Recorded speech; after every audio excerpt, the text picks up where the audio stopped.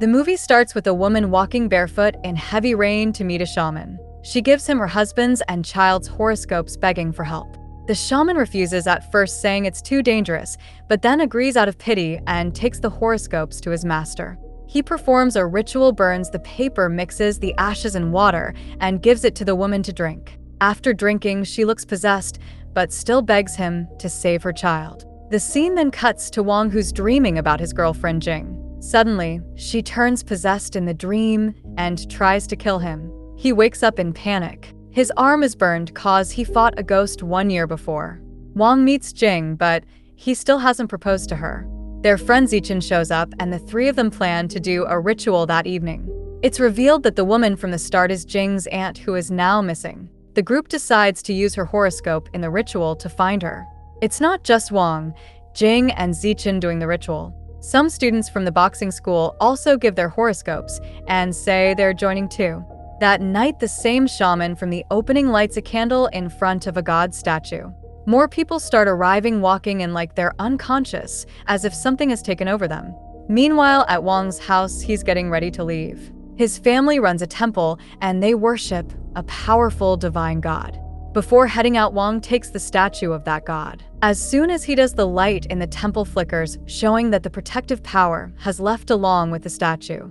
As Wang and Zichen walks alone through empty streets, Wang hears a voice, but it's not Zichen's. Then he sees 3 people walking slowly, like they're in a trance, completely unconscious. Wang follows the 3 trance-like people and ends up at the shaman's home. There he sees even more people acting strangely, almost out of control.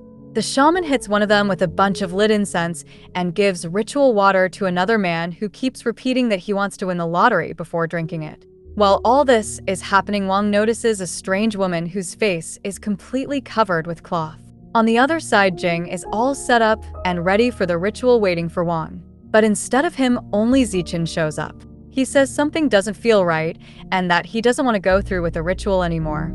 Just then, one of the boxing school students, June, who had given his horoscope earlier, brings out a god statue. He tells them not to wait and insists they begin the ritual. Zichen asks where he got the statue, but June doesn't answer, and the ritual begins anyway. During the ritual, June burns a magic paper and drinks the ritual water first. Right after that, he starts acting possessed, and blood starts flowing from the eyes of the god statue they placed. June then adds some kind of powder into the rest of the ritual water. When everyone else drinks it, they all start acting possessed too. At that moment, the god they were trying to summon enters June's body. One by one, the group starts asking their wishes to the god, now speaking through June. When it's Jing's turn, she asks to find her missing aunt. The god asks what she will give in return. Jing answers whatever he needs. June places his hand on her head, and her whole body starts shaking. Suddenly, everyone falls to the ground as if hit by a wave of power. Then they force Zichen to drink the same ritual water. Just in time, Wang arrives. Using his cursed hand, he tries to drive the ghost out of everyone's bodies. Jing, now conscious, tells Wang she saw her aunt and believes they'll find her soon. Then Wang notices the god statue. Something shocks him, and he grabs it, rushing back home with it. Wang places Jing in a water tub, adds more ritual papers, and dips his cursed hand into the water. As soon as he does, the water reacts like a hot rod was plunged into it. Steam rises, and something supernatural happens. Suddenly, the setting changes. Wang, Jing, and Zichen are all sitting together. Wang's hand looks normal, and he's confused about what's going on. But then, out of nowhere, Jing becomes possessed again and starts attacking. Wang tries to stop her, but the ghost inside her is way too strong. Just when she's about to kill him, Wang's mother appears. She steps and fights the spirit and drives it out of Jing's body. Wang falls unconscious, and during that time, his mother transfers her spiritual powers into his hand. This is how Wang's cursed hand becomes a powerful weapon. The scene cuts to the present. Everything we just saw was part of the past. Wang suddenly wakes up and sees Jing is back to normal. His father shows up and scolds him and Zichen for taking the god's statue without permission. He explains that before using the statue in any ritual, they should have first asked for the god's blessing. Because they didn't, the statue bled from its eyes. As a result, Wang's father has now sealed the statue's eyes Wang's father gives him a protective talisman and warns him not to leave the house at night, saying the danger around him is getting worse. After that, he calls Wang's mother and tells her that their son is in serious danger and anything could happen. He asks her to come back and protect him, but she stays silent, doesn't respond, and quietly ends the call. Over at Jing's house, her aunt suddenly returns, just like Jing had wished during the ritual. Jing is overwhelmed with happiness and hugs her. But something feels off. Her aunt's nose starts bleeding and there's a terrified, almost haunted look in her eyes, hinting that something dark followed her back. Meanwhile, at the boxing school, the competition is going on. Jing is fighting against one of the girls who also took part in the ritual. During the match, the girl's eyeballs begin spinning unnaturally. She's clearly possessed. Her wish was to win the fight, and now it seems the ghost is helping her do just that. She begins to beat Jing violently, showing no control. Jing eventually falls unconscious, but the girl, still possessed, keeps attacking. Her movements and expression show that she's no longer herself. Wang and Zichen arrive at Jing's house to check on her. When they see her aunt, they're shocked. Confused and concerned, they ask Jing's uncle about it, but he brushes them off, saying it's none of their business. Before leaving, Wang hands over the protection talisman his father gave him and asks the uncle to make sure Jing keeps it with her.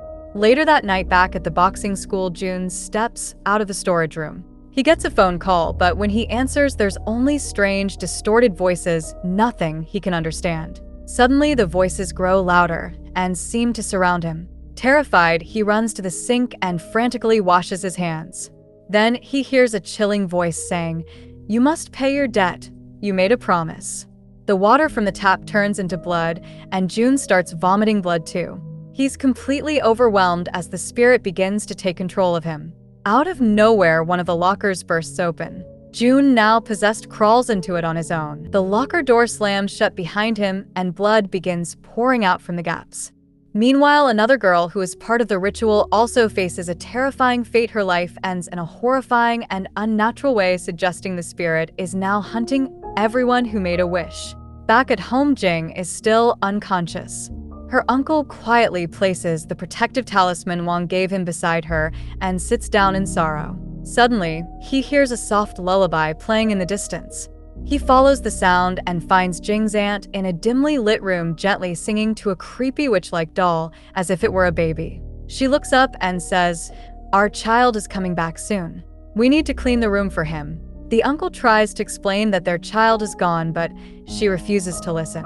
Pushing him to the ground, she insists that she can bring the child back. He manages to calm her down, and the two share an emotional moment that turns intimate. As they embrace, the camera reveals disturbing ritual symbols etched across the aunt's back. The next morning, Jing wakes up like nothing happened. She seems completely normal and even goes around town removing all the missing person posters of her aunt. Wang and Zichen are relieved to see her well again. Later, they head to school for training, but the boxing hall is strangely quiet. The place feels like something's off. As they explore, they suddenly catch the strong scent of rot and hear a phone ringing from inside one of the lockers. They follow the sound, open the locker, and find Jun's lifeless body inside. That night, another senior student who also took part in the ritual starts experiencing disturbing visions of the girl who met a horrifying fate earlier. Her memory haunts him constantly. He tries to escape, it even throws his phone into water, but it still keeps ringing. When he gets close to the tub to check, something grabs him from below, trying to pull him under. The scene cuts to Jing's uncle. Jing's uncle is alone at the school when the senior student suddenly shows up holding a knife. He's furious and accuses the uncle of causing everything. The girl who recently met a horrifying end was his girlfriend. He shouts, "You gave us the money and pushed us into that ritual just to bring your wife back. And now my girlfriend is gone." They get into a fight, but the senior boy's body suddenly starts shaking uncontrollably. Clearly possessed, he ends up turning the knife on himself, ending his life. It's now clear the uncle was the one who dragged all the students into the ritual. Wang, Jing, and Zichen rush to Wang's family temple. Wang's father scolds them again, saying more lives have been lost because of their mistakes. Just then, Wang's mother arrives. Wang is relieved. She steps forward and removes the cloth covering the statue eye. Jing asks, "Did the god really speak to me during the ritual?" Wang's mother shakes her head and reveals the truth. "That's no god, it's a demon." She explains that the statue came from the shaman's house. The demon inside pretends to be a divine spirit offering to grant wishes. But once people believe and make a promise, it takes their soul and traps thy body as its servants. Reveals something chilling. The woman with her face covered at the shaman's house is actually Jing's aunt. That means Jing's aunt never truly returned. What came back was just an empty shell, her body now controlled by the demon. Wang's mother tells Jing that the only way to save her real aunt is by helping them perform a proper ritual. Jing agrees, and they prepare to begin. Meanwhile, Jing's uncle returns home. The lights are out and strangely vessels are scattered all over the place. Sensing something is very wrong, he rushes to find his wife. He finds her, but she's completely transformed. Her appearance is terrifying, like something possessed. She slowly walks toward him and suddenly starts biting his finger. Back at the temple, Wang's mother begins the ritual. She slams a ritual paper onto the ground, and at that exact moment, the ghost releases its grip from the uncle. But the force of the ritual throws Wang's mother backward. It's revealed that the shaman is performing a counter-ritual at the same time, trying to keep the demon in control. The shaman, along with his followers, has come to take Jing's aunt completely. They carry her like a queen on a chair, like thrown through the streets toward a bridge. Around them, more people follow, looking dazed like enslaved souls under the shaman's command. At the bridge, the shaman continues to beat Jing's aunt. Unable to endure the pain, she staggers up onto a raised stage as if being offered to the spirit. At that same moment, Jing is possessed. Her eyes turn completely white. The shaman's followers attack Wang, beating him until he falls unconscious. Zichen is also knocked out and his hand is cut.